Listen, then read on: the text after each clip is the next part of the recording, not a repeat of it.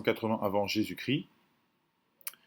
Il est un des piliers de la géométrie et c'est à lui qu'on doit le théorème de Pythagore. Plus précisément, ce théorème de Pythagore a existé à peu près 3000 ans avant cela chez les Babyloniens et Pythagore l'a récupéré et lui a donné donc son nom.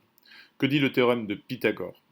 Le théorème de Pythagore dit que dans un triangle rectangle, le carré de l'hypoténuse est égal à la somme des carrés des côtés de l'angle droit.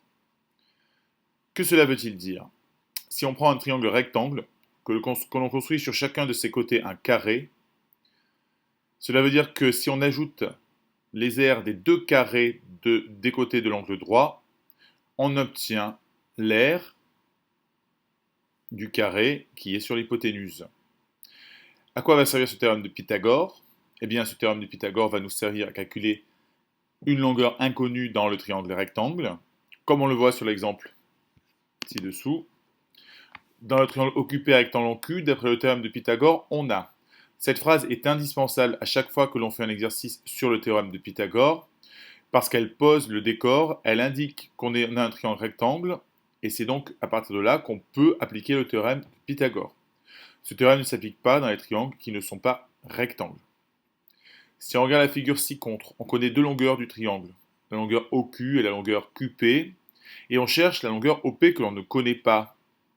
Mais ce qu'on sait, c'est que le carré de côté 6 cm sur OQ plus l'aire du carré de côté 8 cm sur QP, ça donne l'aire du carré sur l'hypoténuse de côté OP. Avec cela, on écrit l'égalité OP au carré égale OQ au carré plus QP au carré. Autrement dit, l'aire du grand carré est égale à la somme de l'aire des petits carrés. On calcule l'aire de chacun des petits carrés. OP au carré est égal donc à OQ au carré, c'est-à-dire 6 au carré 36, plus QP au carré, c'est-à-dire 8 au carré 64.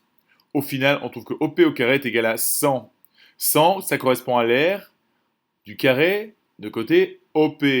Moi, je veux la longueur OP, donc je cherche à calculer la mesure du côté de ce carré. Pour cela, je prends la racine carrée de 100 et je tombe sur 10. Autrement dit, le côté OP que l'on cherchait était égal à 10.